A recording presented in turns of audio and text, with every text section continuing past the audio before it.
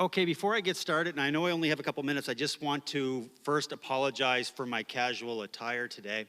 One of the commitments I made several years ago in doing the work that I do, every Friday and whenever I do a professional development session, I always wear a hoodie. Yesterday was 8 years to the day Trayvon Martin was killed for being the usual suspect and wearing a hoodie similar to this. So out of respect to him and his family, this is something that I've been wearing every Friday ever since as my own little work around allyship. So I was trying to think of how I was going to start this day because I was asked to bring a traditional welcome. Several years ago, I stopped doing traditional welcomes, and I'm a firm believer that we have to take a little bit of a look internally within ourselves to look at the relationship that we have in this country between Indigenous and non-Indigenous people. So I'm going to read a little something, and after that, I'm going to do a smudge and a prayer to get things started for today. So I just want to start off by saying Willie Yatsibuk, Daluisi and Jude Gerrard, and I'd like to welcome you to El Nuegadik, or Mi'kma'ki, the traditional territory and ancestral homelands of the Mi'kmaq Nation. Our relationship in this territory is based on a series of peace and friendship treaties dating back to 1725. In Nova Scotia, we are all treaty people. In 1762, just down the road from here at the courthouse, there was a bury the hatchet ceremony. It was a laying down of arms and ending of hostilities of over 72 years of fighting between the Mi'kmaq and the British Crown. And it's just down the road from where we're at today. There has been great confusion in this country over the past several months about some terminology being used throughout the media. I'd like to take this moment to help folks understand the difference between hereditary and elected chiefs. This is not an opinion of myself or the college. These are just facts. Media outlets across the country have repeatedly reported that First Nations along the pipeline route, including the Wet'suwet'en, have signed agreements in support of projects. Underlying this statement are several key issues that require clarification. First, the Wet'suwet'en, like many Indigenous groups in Canada, are governed by both traditional governance systems and elected chiefs and councils. The chief and council system exists under the Indian Act, a piece of federal legislation. It was introduced by the federal government in the 19th century as part of Canada's attempts to systematically oppress and displace Indigenous law and governance. The Wet'suwet'en hereditary governance system predates colonization and continues to exist today. The Wet'suwet'en and Gitxsan hereditary chiefs, not the Indian Act chiefs and councils, were the plaintiffs in the landmark Delgamuuk Gitxadewe Aboriginal title case. They provided the court with exhaustive and detailed evidence of Wet'suwet'en and Gitxsan governance systems and legal authority of hereditary chiefs. Unless otherwise authorized by the Indigenous Nation members, the authority of elected chiefs and councils is limited to the powers set out under the Indian Act. The Indian Act does not provide authority for a chief and council to make decisions about lands beyond the boundaries of First Nation reserves. By contrast, the hereditary chiefs are responsible under Wet'suwet'en law and governance for making decisions relating to their ancestral lands. It is these lands that the hereditary chiefs are seeking to protect from the impacts of the pipeline project, not Indian Act reserve lands. Second, Indigenous people hold rights to lands in Canada which extend far beyond the boundaries of Indian Act reserves, including Aboriginal title and rights to the land they use and occupy prior to the arrival of Europeans and the assertion of Crown sovereignty. Aboriginal title and rights are protected under the Constitution Act of 1982, the highest law in Canada's legal system. Third, the fact that First Nations have signed agreements with industry does not in itself mean that its members support the project without qualification. Across the country, Indian Act band councils are forced to make difficult choices about how to provide for their members, a situation which exists in large part due to the process of colonization, chronic underfunding for reserve infrastructure, and refusal on the part of the Crown to meaningfully recognize Indigenous rights and jurisdiction.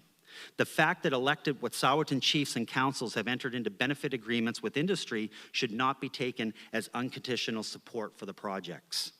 Finally, Similar to how Canada functions as a confederation with separate provinces with their own authority, First Nation decisions on major projects are not simply a matter of majority rules.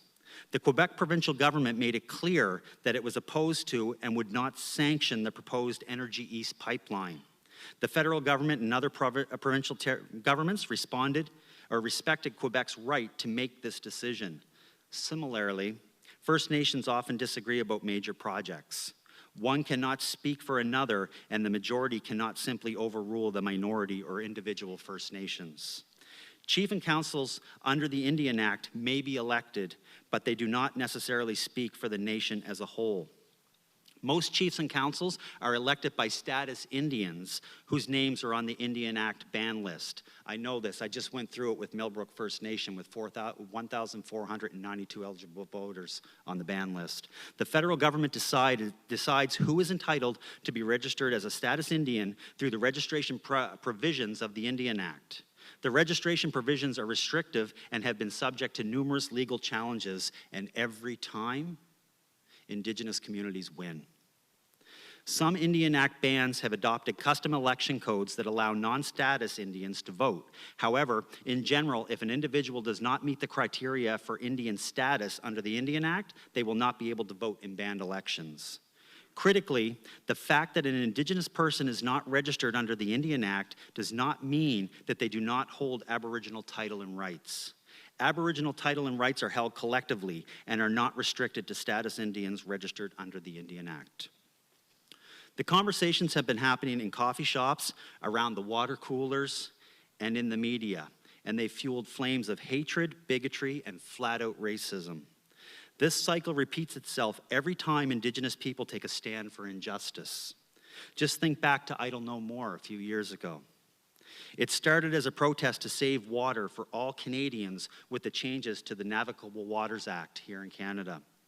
But once it morphed into a movement for Indigenous treaty and inherent rights, support turned into death threats, elders, women, and youth being assaulted emotionally, mentally, and physically. We are in an age of reconciliation, but think about that word for a minute. Reconciliation, by definition, means there was a good relationship, it broke, and now we're trying to repair it. But here's the deal. The relationship was never good to start with. I prefer the word reconciliation, the intentional actions to make a relationship better. In order to do this, there are 4 areas we need to internally take a look at. First is cultural allyship. Don't just learn about us. Understand and stand beside us. Second, think in terms of humility. Know your way is not the only way, or sometimes not the right way. Third is around self-reflection. We all have to look at ourselves and ask how we have benefited from a system that was designed to lift some up while holding others down. We need to recognize 100% of the wealth of this country can be traced back to colonization and enslavement. And finally is respect. We need to acknowledge and value the difference that difference makes. You cannot have reconciliation without relationships. Relationships begin when you listen to each other's stories. Reconciliation begins when you believe those stories. So I want you to reflect on those words today, and I want you to reflect on those words when you go back to your spaces and places. And take a look at those 4 key areas and see what each and every one of us is doing to move reconciliation forward in Canada, to change the relationship between Indigenous and non-Indigenous people in this country. So right now, what I'm going to do is I'm actually going to offer a smudge to everybody here today to get things started. When we smudge, what we're doing is we take some of the medicines, and I've got 4 medicines that I've been given teachings with, and today I'm actually going to be using sage. And when we smudge, what we're doing is we're preparing ourselves to do good work. Right? We take the smoke, and there's no right way or no wrong way, but we take the smoke and put it over our heads. And it gets rid of all those negative thoughts that we may have had. It makes room for us to have positive thoughts. Take the smoke and we put it over our ears, and it gets rid of all those negative things we may have heard. It makes room for us to hear the positive in the conversations that are happening around us. Take the smoke and we put it over our eyes. And it gets rid of all those negative things that we may have seen. And it makes room for us to see the positive in the actions that are happening around us throughout the day. Take the smudge and the smoke and we put it over our mouths. And it gets rid of all those negative words we may have said. I was driving home last night from Pictou Landing. I said a lot of negative words with that ice that was coming down on the roads. Might concentrate a little more there today. But I also take the smudge and the smoke and I put it over my heart so that all my actions from that point forward come directly from there. While I'm able to, I also smudge the bottom of my feet because that's what's in contact with Mother Earth, the earth that we all come from and the earth that we're all going to return to eventually. So I have a prayer that I've written that I'm actually going to say while I do this to get the day started. I always like to ask, has anybody here growing up, were you ever in Scouts or Guides? Just put your hands up. Oh yeah, we got quite a few in here. All right. They taught y'all wrong, okay? Remember when they put that compass in your hand, they taught you about the 4 cardinal points that were on that compass. Those are 4 directions, but they left out the 3 most important directions, okay, that you can't find on that compass. The direction above us, the direction directly below us, but most importantly, that direction within, because that's where all of our actions come from. So I'm a firm believer that we have to decolonize our spaces and places, but in order to do that, we actually have to start to decolonize our own minds and our mindsets. And for me, that starts right back at the very basics on everything that we know. And it's all around gender and gender identity. This binary system never existed in many Indigenous cultures. So this prayer that I'm going to say to get things started today, it focuses on that as well. So what I'm going to do is I'm actually going to light my my smudge bowl here. We burn the medicines in some kind of bowl. This is my sacred abalone shell. It's like $14 on eBay. You buy stuff wherever you can get it, right? So I'm going to light my smudge, and I'm going to do the smudge to the 7 directions. And at this time, I would ask anybody, if you can, to please stand. And the other thing I would ask is, while the smudge is taking place, that no pictures are taken.